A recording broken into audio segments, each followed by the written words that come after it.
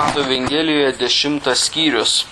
Ir 10 skyriuje aš noriu pratęsti, ką mes jau kalbėjome kelis ketvirtadienius, bet vis dar noriu su jumis padaryti tokią apžvalgą, kada kalbame apie mokinius. Paskui, kiek Dievas mums leis, mes pabandysime Mato Evangelijos 10 skyriui 2-3 eilutėj pažiūrėti, kiek Biblija duoda informacijos apie kiekvieną mokinį ir ką mus moko, kas buvo. Bet dabar vis dar tokia apžvalga, kada mes žvelgiame Mato 10 skyriuje, aš noriu perskaityti pirmą eilutę, kurioje mes skaitėme ir prisiminkime parašytą: pasišaukęs 12 savo mokinių, jis suteikė jiems valdžią netirosioms dvasioms, kad išvarinėtų jas ir gydytų visas ligas bei negalias. Jeigu atsimenat, jeigu primiršote kažką, tai noriu pakartoti kaip kuriuos dalykus. Esame 48 pamokyme žmonių žvejui. Ir visas šitas dalykas, kada kalbame apie mokinius ir ką Kristus dabar darys, tarnauja tam, kad Kristus būtų išaukštintas. Bet visas raštas mūsų veda prie tų tiesų, kad Kristus būtų išaukštintas. Mes kalbėjome, kad jis pasišaukė mokinius. Ir jeigu atsimenat, šitas žodis pasišaukė, tai reiškia bendravimas veidas į veidą. Yra žodis pašaukti, atsimenat, eklesija. Čia panašus žodis, eklesija pašaukti iš, o čia bendrauti veidas į veidą. Mes skaitėme Morkaus Evangelijoje, kad jis pasišaukė kaip norėjo. Bet Lukas mums sako, kad Dievas iš savo visavaldystės meldėsi visą naktį prieš pašaukdamas mokinius ir po to jos pašaukė. Mes žvelgėme šitoje apžvalgoje, kada jisai pasišaukė, meldėsi, jisai pasišaukė tam, kad jie būtų paruošti. Ir svarbiausias paruošimo tikslas yra skelbti jo nuostabią Evangeliją. Tas pats kaip ir mums šiandieną. Ir manau, mokiniai turėjo galimybę matyti Kristaus pavyzdį nuolat ir galėjo mokytis iš pačio geriausio mokytojo. Todėl jisai pašaukė, jisai meldėsi, jisai ruošė juos. Ir šiandien aš norėčiau šiek tiek pakalbėti apie tai, kad jisai ruošė nebereikalo juos.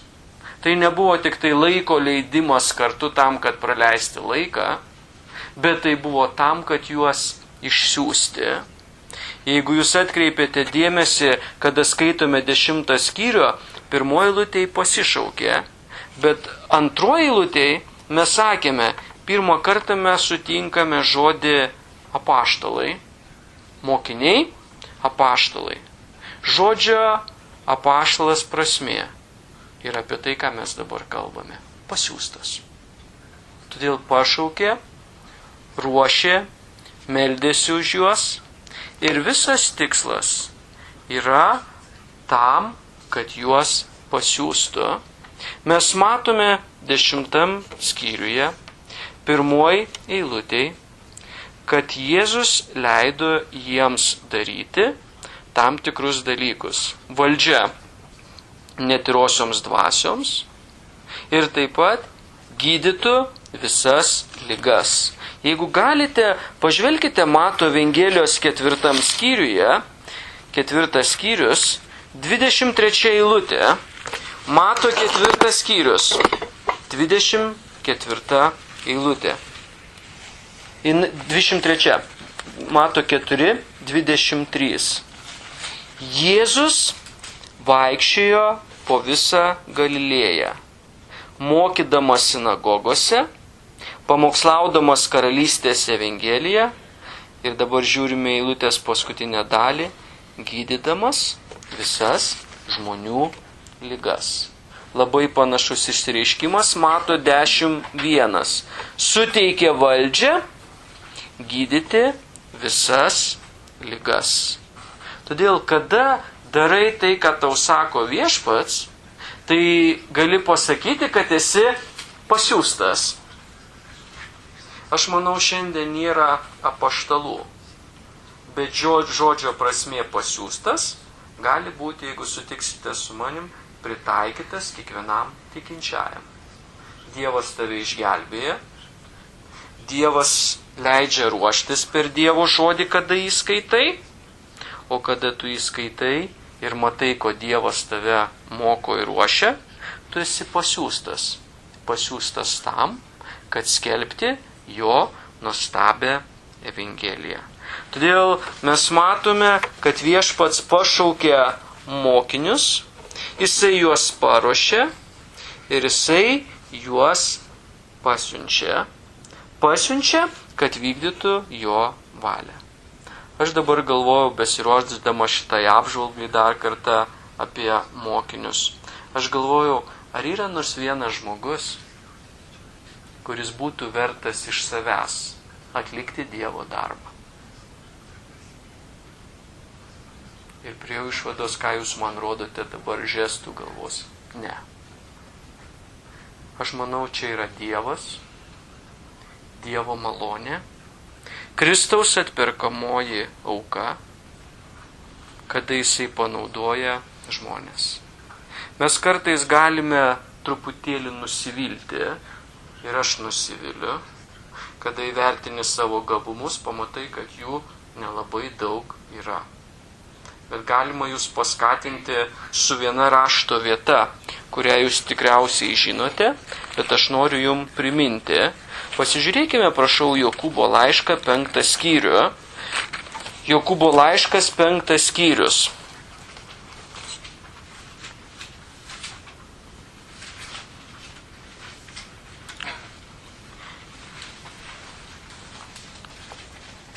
Ir Jokūbo laiške 5 skyriui kartais mes galvojame apie didžius Biblijos žmonės.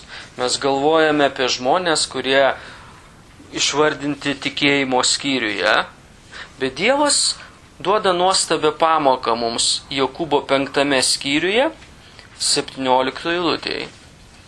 Elijas buvo toks pat žmogus, kaip ir kas, kaip ir mes. Jis meldė, kad nelytų ir nelijo. Žemėje 3 metus ir 6 mėnesius. Ir toliau parašyta, ir jis vėl meldė, ir dangus davė lietaus, o žemė užaugino savo vaisių. Elijas. Man daug nereikia apie jį kalbėti, nes jūs žinote pakankamai apie šitą herojų iš Biblijos, kurį Dievas naudojo. Turėjo drąsos nueiti pas karalių ir pasakyti, sausra.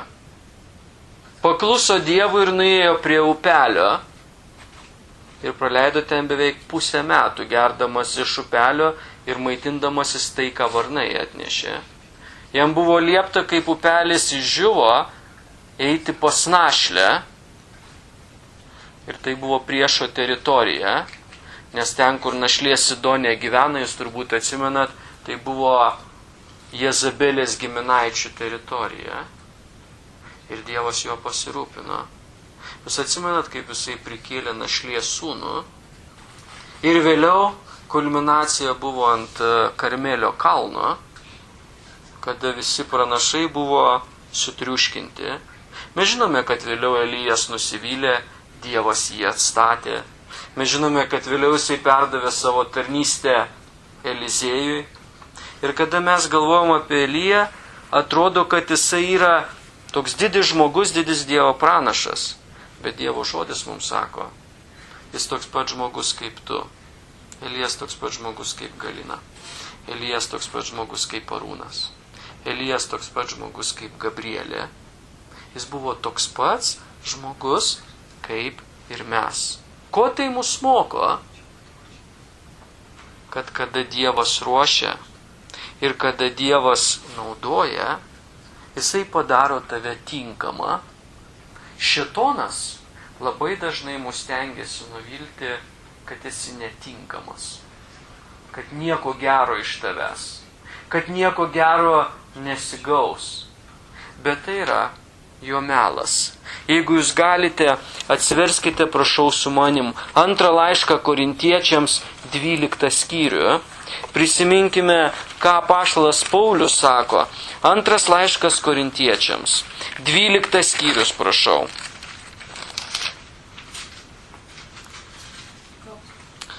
12 skyriui aš norėsiu paskaityti 9 eilutę. Bet viešpats man pasakė, pakanka tau mano malonės. Ar sutiksite su manim, kad Dievas neatsakė į Pauliaus maldą taip, kaip jis norėjo? Sakė, noriu pasveikti. 3 kartus meldėsi viešpatį, atitrauktai nuo manęs 8 eilutėje. O viešpats sako, viskas, pakanka tau mano malonės. Ir kitas teiginys yra įdomus. Nes mano stiprybė tampa tobula silpnume. Ir Paulius sako, todėl mieliausiai girsiuosi savo silpnumais, kad Kristaus jėga ilsėtųsi ant manęs. Labai priešinga, ką pasaulis mąsto, ar ne? Reikia būti stipriam, galingam, gerai atrodančiam. Kristus sako, kada tu silpnas, turi Kristaus jėgą, nes mano stiprybė tampa tobula silpnume. Sutikime visi kartu ir pasikartokime, Dievas naudoja netobulus žmonės. Dievas naudoja netobulus žmonės. Duosiu pavyzdį po pavyzdžio, dabar jums tik priminsiu. Dievas išgelbėjo Nojų ir jo šeimą nuo tvano.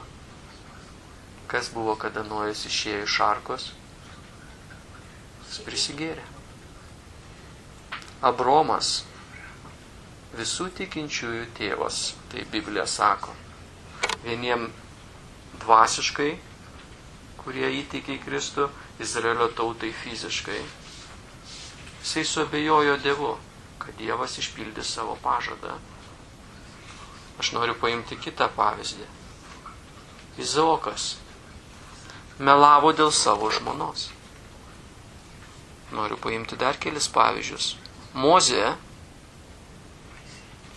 pats romiausias žmogus žemėje,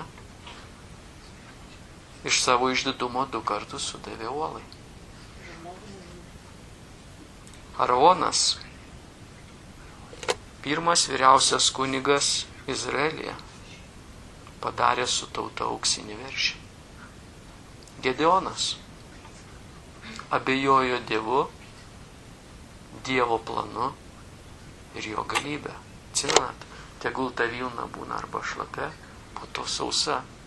Man reikia įsitikinti. Samsonas tenkino geidulingus savo geidulius. Dovydas nusidėjo paleistuvystę ir žmogžudystę. Jona ignoravo aišku Dievo įsakymą, bet Dievas naudojo šitos netobulus žmonės. Turbūt jūs, kada skaitėte Evangelijas ir mes vėliau skaitysime, jūs turbūt atsimenat, kad 12 irgi ne visada buvo tobuli. Jie turėjo savo trūkumus ir savo ydas, bet visa tai mums primena, kad mūsų tinkamumas kyla iš kur? Iš viešpatės Jėzaus Kristaus. Turbūt dar pas jūs atverstas 2 laiškas Korintiečiam.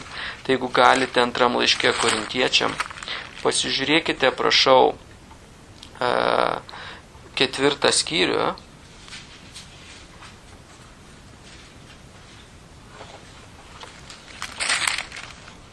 Ir 4 skyriuje atkreipkite, prašau, dėmesį, 1 laiškas Korintiečiam, į 4 skyriuje, į 5 eilutę. Mes ne save pačius skelbėme, bet Kristų Jėzų, kai viešpatį, o mes jūsų tarnai dėl Jėzaus. Čia yra tikslas, kodėl Dievas mus ruošia, kodėl Dievas mus siunčia, kad skelbtume jį ir neskelbtume savęs pačių. Ir Paulius, vienas iš didžiausių apaštalų, sako, ne save pačius skelbėme, aš tik tarnas, o skelbimas apie Kristų. Jūs gal 2 Korintiečiam 4:5 tai buvo. Bet ne taip pas jūs užrašyta.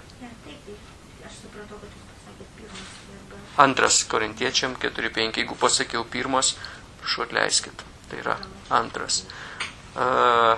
Aš norėjau pasakyti vieną dalyką. Jeigu mes šiandieną akcentuojame metodus bažnyčioje, bažnyčia silpnėja.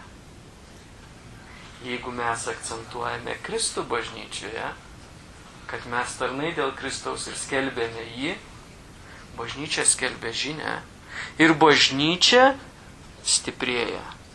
Jeigu mes akcentuojame savo tinkamumą, vėlgi Biblija mums labai aiškiai pasako, iš kur mūsų tinkamumas kyla. Todėl vėlgi grįžtame prie to, kad Kristus ruošė mokinius, kad juos pasiųstų. Aš grįžtu į Mato 10 skyrių ir Mato 10 skyriuje mes turime pirmoje eilutėje, kad pasišaukęs 12 savo mokinių. Šitas žodis mokinių mes jau truputėlį kalbėjome, turi prasme tas, kuris mokosi iš gero mokytojo. Bet kita prasme, kuri turi šitas žodis, yra paprasta. Pasekėjas tas, kuris mokosi. Bet, pavyzdžiui, pasekėjas ir tas, kuris mokosi. Bet vienas dalykas yra įdomus dėl šito graikų kalbos žodžio mokinių. Tai yra pasekėjas, kuris mokosi, bet Evangelijose ne visada žodis mokinys nurodo į atsidavimą. Ne visada. Kaip kuriuose kitose vietose, tai nurodo į atsidavimą. Bet kartais ne visada nurodo žodis mokinys į atsidavimą.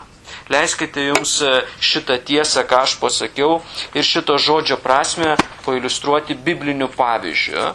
Aš norėčiau jūs pakviesti atsiversti Jono 6 skyrių. Jono 6 skyrių. Jums labai gerai žinomas skyrius, kur Kristus pasakė savo mokiniams, aš esu gyvenimo duona, ar ne? Kas pas mane ateina, niekada nealks. Bet pasižiūrėkime, kodėl aš padariau tokį teiginį ir ką mus moko Dievo žodis. Jono 6 skyrius, 26 eilutė. Jėzus atsakydamas jiems tarė: iš tiesų sakau jums, jūs ieškote manęs ne todėl, kad matėte ženklų, bet kad prisivalgėte duonos liksotės. Ar tam tikrų būdų šitie žmonės sekė Jėzų? Be abejonės. Net raštas sako, jie ieškojo Jėzaus ir viešpats pamaitino, šitas skyrius sako, 5000. Ir kada jisai pamaitino 5000, 24 eilutėj parašyta, kad jie nuvyko į Kafarnaumą, ieškodami Jėzaus. Tai pasižiūrėkite, Jėzus pamaitina, Jėzus išeina ir visa ta minia nuseka į Kafarnaumą ieškoti Jėzaus. Ir Jėzus šitoj vietoj pasako svarbius žodžius. Kodėl jūs mane ieškote? Kad prisivalgėte duonos likisotės. Šitas pats skyrius, 6 skyrius, pažvelkite, prašau, į 36 eilutę.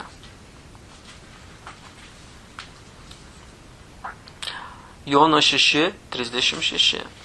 Ir Jėzus sako šito eilutėje: bet aš jums sakiau, jūs mane matėte, ir pasižiūrėkite, kokie du žodžiai lietuvių kalboje, ir netikite. Jie matė, kaip jis maitina, jie matė, kokia tai buvo minia. Jie dabar atseka į Kafarnaumą ir 36 eilutė Jėzus jiem pasako: bet jūs manęs netikite. Jeigu jūs pasižiūrėsite, tai prašau pažiūrėkite 6 skyriui 60 eilutę. 60 eilutė sako, Jono 6:60. Tai išgirdę, daugelis jo mokinių sakė: kieti šie žodžiai, kas gali jų klausytis? Daugelis jo mokinių. Ir išsireiškimas kieti žodžiai. Kas čia buvo per kieti žodžiai, kuriuos Jėzus pasakė? Kad jie padaro tokią išvadą. Daugelis mokinių padaro tokią išvadą.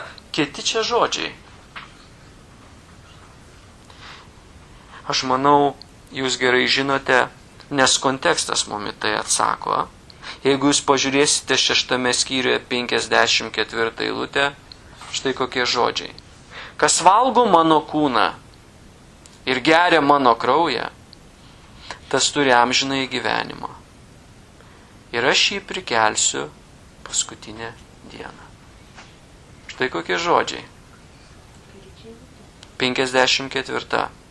Kas valgo mano kūną? Ir hebrajai klauso, ar ne? Kaip čia valgyti žmogaus kūną? Čia jau jiem baisu. O jūs atsimenat, kiek daug pamokymų Senajam testamente apie kraują. Ir 54 eilutė sako dar jisai, tas geria mano kraują, tas turi amžinąjį gyvenimą. Mes esame kalbėję apie šitas eilutės, tai ne viešpaties vakarienė. Ir šitų eilučių negalima taikyti viešpaties vakarienį. Kaip kuriuose bažnyčiose pamokslauja šitas eilutės prieš vakarienę. Kas geria kraują, kas valgo kūną, vat mes šiandien tą darysime. Atsimenat Jono 13 skyrius. Kristus nuplovė mokiniams kojas. Ir kitos evangelijos, Mato, Morkaus ir Luko, liudija mum apie tai, kad jis įsteigė po kojų nuplovimo vakarienę. Kada jūs skaitote Jono 6 skyrių, iki Kristaus nukryžiavimo likę dar 2 metai. Jono 13 skyriui jau tik tai dienų klausimas, savaitės klausimas. O čia 2 metai, čia ne vakarienė. Mes matome šitoj vietoj, kad jisai sako, kas valgo mano kūną ir geria mano kraują, tas turi amžiną gyvenimą. Jeigu per vakarienę būtų amžinas gyvenimas, tai mes sudalyvautume vakarieniai bažnyčiai, išeitume tą dieną iš bažnyčios ir sakytume, turiu amžiną gyvenimą. Nes bažnyčiai laužiau duoną ir išgėriau iš taurės. Bet šitie žodžiai, kada jūs žiūrite į kontekstą, kalba apie tikėjimą į Kristų, niekaip kitaip. Ir dabar mokiniai visą tai išgirdę sako, kieti šie žodžiai, daugelis jo mokinių, kieti šie žodžiai, kas gali jų klausytis. Kada mes žvelgiame Jono 6 skyrių ir iliustruojama, kad kartais mokinys reiškia, kuris seka, bet ne visada tas, kuris atsidavęs. Pasižiūrėkite, prašau, Jono 6 skyriui 66 eilutę. Nuo to laiko daug jo mokinių pasitraukė ir daugiau su juo nebevaikščiojo. Daug, raštas sako, jo mokinių pasitraukė ir sako, daugiau su juo nebevaikščiojo. Kartais žodis mokinys yra panaudojamas visai kita prasme, negu mes galvojame. Ir tai yra normalu, kada jūs skaitote Evangelijoje. Šie žmonės, daug mokinių, jie buvo stebėtojai. Jie stebėjo, jiem patiko stebuklai, jiem patiko duonos padauginimas, žuvis turbūt buvo skani. Ir į Kafarnaumą jie vėl ateina, sakydami, gal vėl bus nemokamas maistas. Kodėl nenusekti jo į Kafarnaumą? Ir matosi, kad šie mokiniai žiūrėjo į Kristų kaip turbūt į neblogą mokytoją, stebuklų darytoją. Ir ką mus moko 6 skyrius, kada kalbame apie mokinį, atrodo, kad daug kas buvo fizinėme lygmenyje. Jeigu man duoda kažką, va čia gerai, ar ne? Mane maitina, man gerai. Jeigu viešpats išgydys mano kūną, gerai. Jeigu pripildi šiandien mano skrandį, irgi neblogai. Ir mes skaitome 66 eilutėje šitos žodžius, kad daug jo mokinių pasitraukė, kad jie pasitraukė. Jeigu sugrįžtumėte, prašau, kartu su manim į 6 skyrių, kur mes dabar esame, 27 eilutę, tai Jėzus jiem pasakė labai svarbius žodžius. Jono 6 skyrius, 27 eilutė. Jisai sako, darbuokitės ne dėl žūvančio maisto. Jie taip darbavosi, kad net į Kafarnaumą atėjo. Tie nuplaukė valtimis. O jie tiek pasidarbavo, kad ateina į Kafarnaumą. Ir Jėzus sako, jų to, ko jūs ieškat, visa tai pražūva, bet dėl išliekančio amžinajam gyvenimui. Jį duos jums žmogaus sūnus, nes tėvas Dievas jį savo antspaudu yra pažymėjęs. Tik Kristus gali tai duoti, bet jūs darbuojatės visiškai ne dėl to dalyko. Ir kada mes žiūrime į visus šitos dalykus, jūs atsimenat, daugelis mokinių pasakė, kieti žodžiai, kas čia gali jų iš vis klausytis? Vat kada jie girdėjo žodžius, duonos daug padauginta, jie sakė, valio.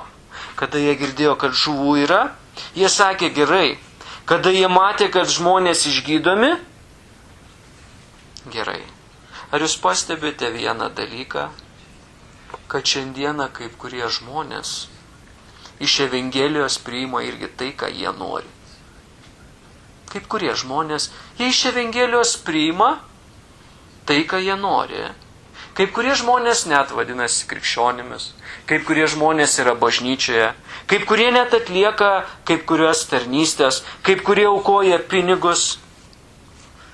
Bet kitas klausimas, kartai žmonių gyvenime nesimato Dievo viešpatystės, kad jis yra viešpats ir kad jis vadovauja. Ir kada šitiems žmonėms tikras tikintysis apie tai pasako, kas dažniausiai būna? Jono 6:66.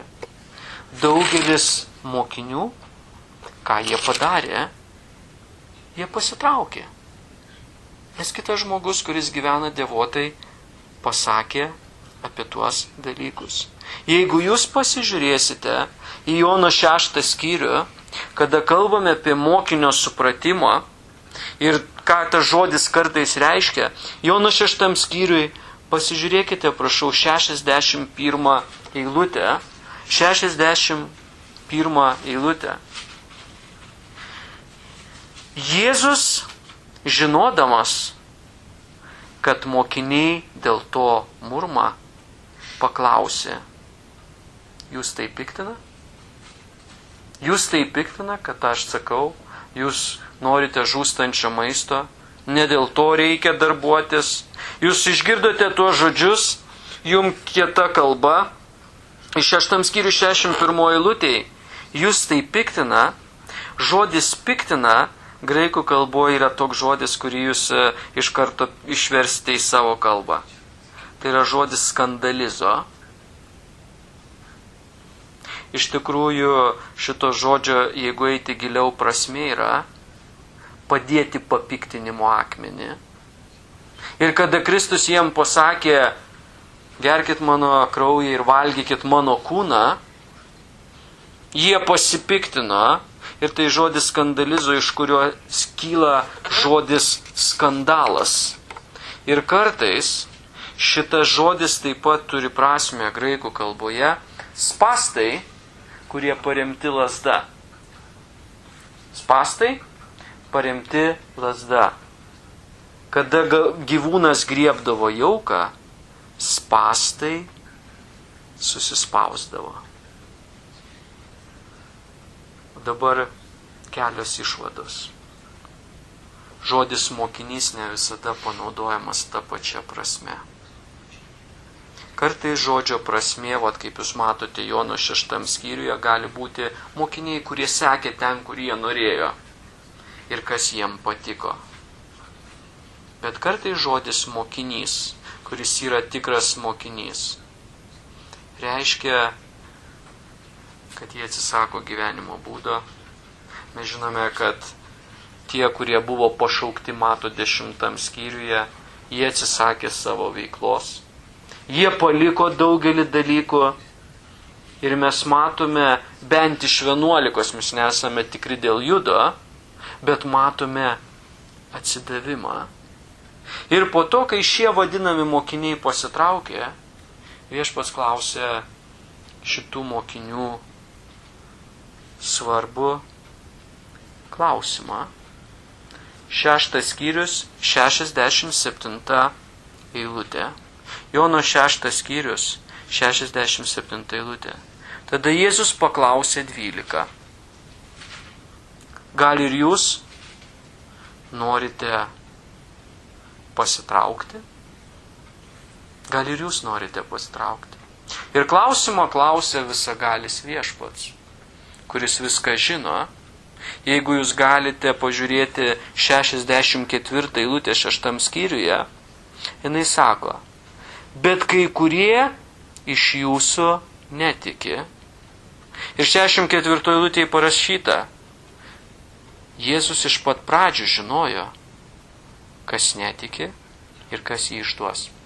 Jam nereikėjo, kad kažkas pasakytų, kas jį išduos ir kas netiki. Raštas sako, iš pat pradžių žinojo. Ir 67 eilutėje jisai klausia klausimą, gal ir jūs norite pasitraukti? Kaip jūs manote, kodėl tas klausimas buvo paklaustas? Atsakymas paprastas. Kad tie, kurie iš tikrųjų seka Viešpatį, suprastų mokinystės kainą. Ir be abejo, dabar daug nereikia diskutuoti. Kas dažniausiai atsako į klausimus? Petras. Ir Petras atsako šitoj vietoj 68-69 eilutė. Jisai sako, Simonas Petras atsakė, Viešpatie, pas ką mes eisime? Tu turi amžinojo gyvenimo žodžius. Mes įtikėjome ir pažinome, kad tu esi Kristus, gyvojo Dievo sūnus. 69 eilutėje Petras sako, mes įtikėjome. Bet prie šitos vietos nereikia skubėti labai dažnai, ar ne? Jeigu jūs keliom sekundėm ir mes grįšime tuo atgal, ar galėtumėte, prašau, atsiversti Jono 2 skyrių, kada žiūrime į tą mokinystės supratimą. Jono 2 skyrius. Ir Jono 2 skyriui pasižiūrėkite, prašau, 23 eilutę. Per Paschos šventę, jam būnant Jeruzalėje, daugelis įtikėjo jo vardą, matydami jo daromus ženklus. Daugelis įtikėjo. Bet toliau eilutės mums liūdė 24 ir 25. Bet Jėzus gerai visus pažindamas, jais nepasitikėjo. Jam nereikėdavo, kad kas paliudytų apie žmogų, nes jis pats žinojo, kas yra žmoguje. Bet daugelis įtikėjo. Jėzui nereikėjo liudijimo. Ir dabar mes grįžtame į Jono 6 skyrių, prieš užbaigdami šį vakarą. Petras sako, mes įtikėjome, bet kitas žodis yra labai svarbus po ir. Ir pažinome. Ne tik, kad žodis įtikėjome, mes iš tikrųjų pažinome. Pažinome, kad tu esi Kristus, gyvojo Dievo sūnus. Žodis mokinys ne visada reiškia atsidavęs. Atsidavimas yra išgelbėjimo paliudijimas. Ne dėl to, kad tu atsiduodi Kristui, ar ne, jisai tave išgelbėja. Kristus išgelbėja dėl savo aukos, nes jeigu tai būtų per atsidavimą, tai būtų tavo darbas ir tada Efeziečiam 2:8-9 neturėtų prasmės, ar ne? Iš malonės per tikėjimą, tai ne iš jūsų, tai Dievo dovana, ne darbais, kad kas nors nepasigirtų. Bet atsidavimas liudija apie išgelbėjimą, ką pas kitus, kurie irgi buvo vadinami mokiniais. Gyvenime to nebuvo, jiems žodžiai buvo kieti, juos tai papiktino ir rašte mes skaitome, kad jie paėmė ir atsitraukė ir daugiau nebevaikščiojo su juo. Aš manau, darydamos išvadą iš Evangelijo, kad iš 12 11, išskyrus Judą, nes raštas mums sako, tai pražūties sūnus ir pats raštas paliudė. 11 valgė viešpatės kūną ir gėrė viešpatės kraują. Jie suvokė, kad viešpatė yra amžinas gyvenimas ir kad jame yra tikros vertybės. Todėl vis aš dar noriu tą apžvalgą padaryti, kurią mes darėme šį ketvirtadienį, kada giliau kalbėsime apie mokinius ir kaip Kristus turi būti išaukštintas. Žodis mokinys ne visose rašto vietose turi tą pačią prasme. Ir labai svarbu pažiūrėti į kontekstą labai dažnai, kaip Jono 6. Daug mokinių, bet tai buvo mokiniai, kurie tik buvo susižavėję stebuklais. Ir Petro žodžiai įtikėjome ir pažinome, kas yra Jėzus Kristus. Ir akivaizdumas, atsidavimas Jėzui Kristui, atsidavimas jam. Tai yra labai svarbu, kada mes kalbame, kad Kristus pašaukė, Kristus meldžiasi, Kristus paruošė ir Kristus siunčia. Ir tikras mokinys, jo gyvenime yra tas nuostabus akivaizdumas, atsidavimas Kristuje. Tai, ką jūs darote pagal Romiečiam 12:1, atsimenate? Jisai sako, broliai, aukokite savo kūnus kaip gyvą, šventą, Dievui priimtiną auką. Ir tai yra jūsų sąmoningas tarnavimas. Tai yra jūsų išgelbėjimo akivaizdumas. Per išgelbėjimą, kurį padovanojo Viešpats. Todėl šiandien ir norėjau padaryti tokią apžvalgą su jumis, kas yra mokinys. Ir kartais Evangelijos duoda 2 skirtingus paaiškinimus, kas iš tikrųjų yra